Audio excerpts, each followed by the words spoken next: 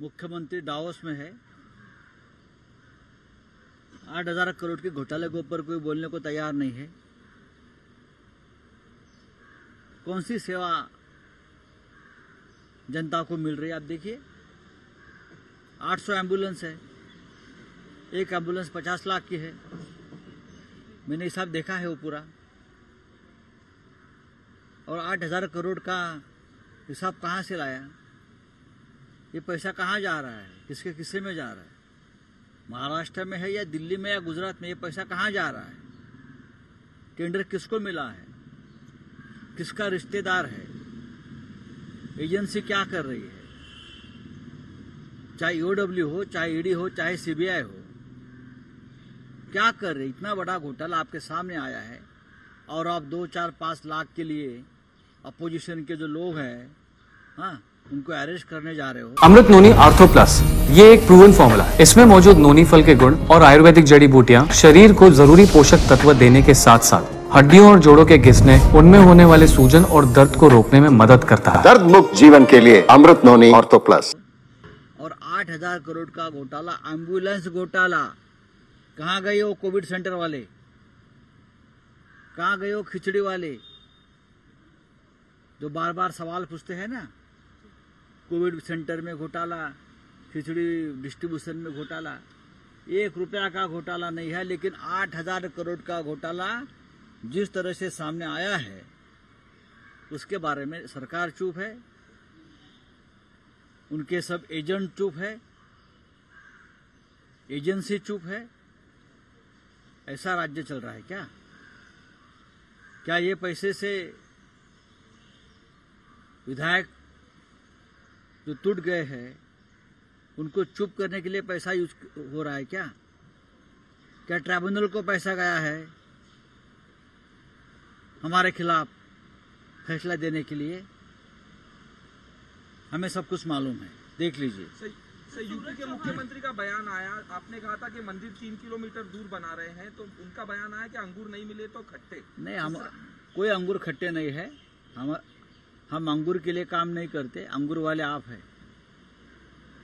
जो फैक्ट सामने आया है उसके तथ्य के आधार पर हमने बात की, और सिर्फ मैं नहीं बोल रहा हूँ, बहुत जो एक्सपर्ट है, ये उनकी बात है। इस शुभ अवसर पर मैं किसी के ऊपर टीका टिप्पणी नहीं करना चाहता हूँ। सर, योगी ने ये भी कहा है कि रामचंद्र के ऊपर कोई नहीं है। शंकराचार्य को लेकर उन्होंने कहा कि रामचंद्र के ऊपर कोई नहीं है। कल तक तो शंकराचार्य सब कुछ थे इस देश में हिंदुत्व के लिए।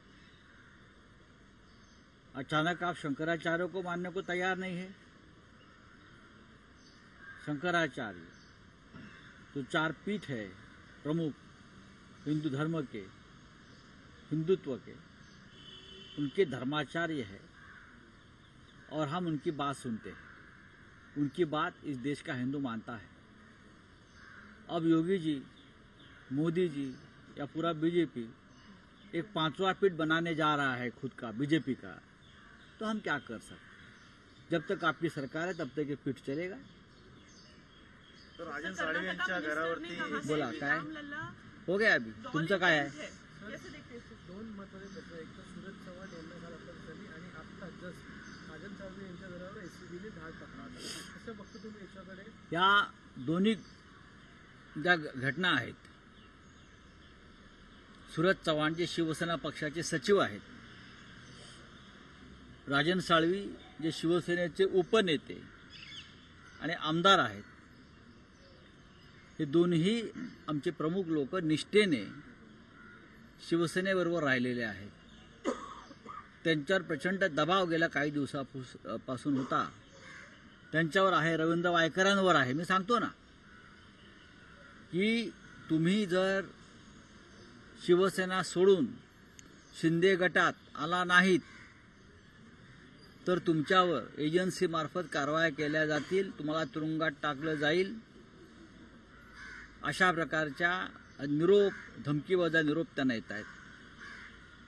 सूरज चव्हाण यांनी ऐकलं नाही, ते चौकशीला सामोरे गेले. 2 दिवसापूर्वी जो जनता न्यायालय आम्ही केलं आणि त्याचा जो एक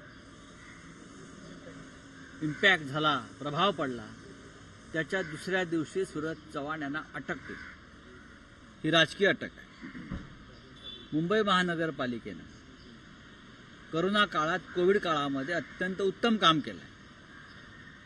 तो काळ होता एकमेकांना मदत करण्याचा. तो काळ होता कागदपत्रांशिवाय सेवा पुरवण्याचा. तो काळ होता झोकून देऊन काम करण्याचा, आपला जीव धोक्यात घालून काम करण्याचा. त्या संपूर्ण काळामध्ये शिवसेनेचे किंवा इतर सामाजिक संस्थांच्या लोकांनी कोविड सेंटर चालवली. त्या काळामध्ये गोरगरिबांना, स्थलांतरित कामगारांसाठी खिचडी वाटप झालं. तरीही अनेक खोटी प्रकरण उभी करून, खोटे साक्षी पुरावे उभे करून ही प्रकरणं निर्माण करून शिवसेनेला बदनाम करण्याचा प्रयत्न होतोय. आणि काल सूरज चव्हाणांना अटक झाली. लोकांच्या चौकशा सुरू आहेत. आम्ही त्याला सामोरे जाऊ. पण माझा प्रश्न इतकाच आहे की 138 लोकांना खिचडी वाटपाचं काम दिलं होतं. 138. किती लोकांच्या चौकशा झाल्या त्या EOW आणि ईडीने समोर आणावं.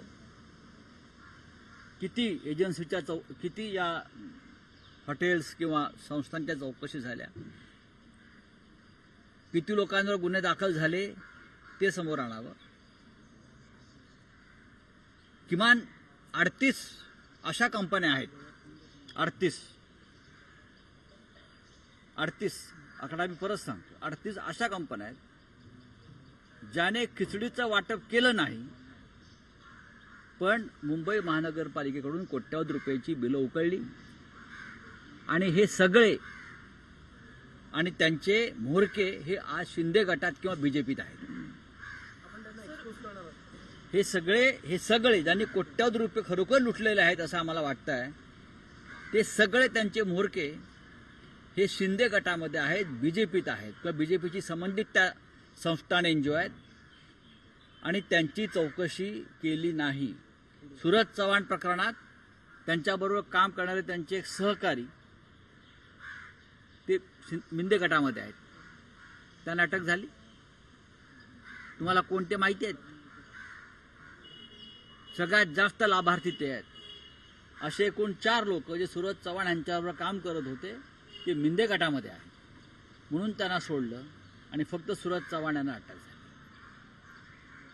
मी भविष्यात लवकरच ती नावं सांगेन त्या 35 संस्थांची, एनजीओची. त्यांचे फोन बंद आहेत. त्यांना बोलवण्यात आलं नाही चौकशीसाठी. आणि या सगळ्यांचे बॉसेस आज मिंदे गटामध्ये आहेत. हे पैसे कुठे गेले, कोणाकडे गेले स्पष्ट आहे. हे पैसे मिंदे गटाकडे गेले, त्यांच्यावर कारवाई नाही. 8,000 कोटीचा अँब्युलन्स घोटाळा समोर आलाय. समोर स्पष्टपणे 8,000 कोटीचा अँब्युलन्स घोटाळा. 800 अँब्युलन्स घेण्यासाठी 8,000 कोटीचं टेंडर जबरदस्तीनं काढण्यात आलं आरोग्य खात्यात. त्यासाठी अधिकाऱ्यांना धमक्या देण्यात आल्या ना. आपणच छापलंय, आपणच दाखवताय. एजन्सीने काय कारवाई केली? दौंडचा भीमा पाट्य साखर कारखाना, मी सतत बोलतोय, 500 कोटीचं मनी लॉन्ड्रिंग आमदार भाजपचे राहुल कुल यांनी केलेलं आहे. कागदावर आहे. दादा भुसे गिरणा मोसम सहकारी कारखाना 168 कोटीचा शेतकऱ्यांच्या पैशाचा अपहार आहे. तानाजी सावंत यांचं सगळ्यात मोठं भ्रष्टाचाराचं प्रकरण, भरतीचं प्रकरण, बदल्या बढत्यामध्ये शेकडो कोटीचा भ्रष्टाचार मी बाहेर काढला. एजन्सीला दिसत नाहीत. आणि कोरोना काळामध्ये ज्याने उत्तम सेवा बजावली, उत्तम काम केलं, लोकांना जगवलं, है ना.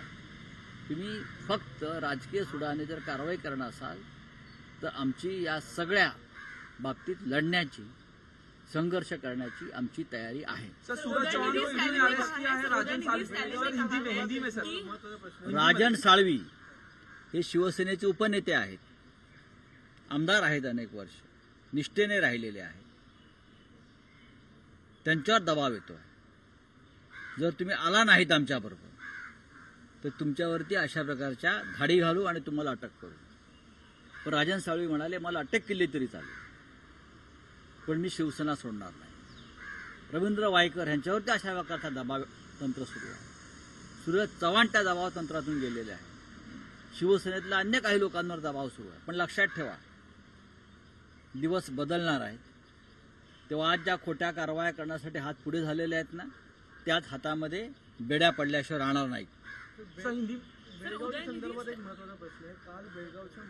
काल कर्नाटकचे मुख्यमंत्री बेळगावात होते आणि बेळगावात पत्रकारांशी बोलताना असं विधान केलंय की महाराष्ट्र सरकारने त्यांच्या योजना या महाराष्ट्रात राबवाव्या, बेळगावात अधिकाऱ्यांनी येऊ देखील नये, महाराष्ट्राच्या कोणती योजना बेळगाव हा वादग्रस्त इलाका आहे. तो कर्नाटकचा ना महाराष्ट्राचा, अशी ती स्थिती आहे. सर्वोच्च न्यायालयात प्रकरण आहे. राज्याचे जे सध्याचे मुख्यमंत्री आहेत ते दावा करतात मी बेळगावच्या आंदोलनात जेलमध्ये होतो. अजूनपर्यंत ती जेलमध्ये असल्याचा पुरावा समोर आला नाही. जर त्यांनी बेळगाव प्रश्नावर एक जरी लाठीकाठी खाल्ली असेल तर त्यांनी या प्रश्नावर तर आपलं तोंड उघडायला पाहिजे. उघडू द्या, मग आम्ही बघू. सूरज चौहान को ईडी ने अरेस्ट किया और राजन सालवी के यहाँ पे भी सूरज चौहान हमारे पार्टी के सेक्रेटरी है. राजन चौहान हमारे विधायक है. सालवी हमारे विधायक है. राजन सालवी हमारे विधायक है.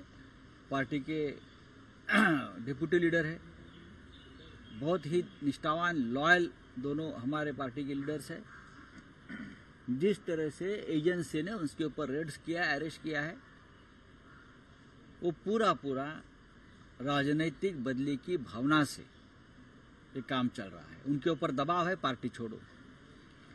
हमारे 3 प्रमुख नेताओं पर दबाव है पार्टी छोड़ने का. रविंद्र वायकर, राजन साळवी, सूरज चौहान, तीनों भी झुके नहीं है. आप कुछ भी करो, हम पार्टी नहीं छोड़ेंगे. तो उनके ऊपर रेड्स, अरेस्ट एक एक्शन हो गया है. कोविड काल में मुंबई महानगर पालिका ने बहुत ही बढ़िया काम किया पूरे देश में. चाहे कोविड सेंटर्स हो, जंबो सेंटर्स हो, चाहे जो वर्कर्स है, गरीब लोग हैं, उनके लिए खाने का इंतजाम हो. उस वक्त कागज बनाओ, टेंडर्स निकालो, ये निकालो, टाइम नहीं था. लोगों को बस जीने के लिए एक सहारा चाहिए था, वो हम दे रहे थे. और आप इतने साल के बाद आप ये सब निकल रहे हो, आपको शर्म आनी चाहिए. उत्तर प्रदेश में मुर्दे गंगा में बह रहे थे. गुजरात में स्मशान में जगह नहीं थी. हर स्टेट की हालत गंभीर थी. महाराष्ट्र ने हमने कंट्रोल किया था, लोगों को बचाया था. और हमको आप इस प्रकार से प्रताड़ित करने जा रहे हो. कोई घोटाला नहीं हुआ है, ना कोविड सेंटर में, ना खिचड़ी डिस्ट्रीब्यूशन में. लोगों ने काम किया है. जो लोग बीजेपी के साथ गए खिचड़ी डिस्ट्रीब्यूशन वाले, उनको छोड़ दिया. सूरज चौहान के साथ उनके एक साथी थे जो ये काम कर रहे थे, वो मिंदे के साथ है. हाँ, उनको अरेस्ट नहीं किया, लेकिन सूरज चौहान को अरेस्ट किया. ये चल रहा है हमारे राज्य में और देश में. चलिए, थैंक यू.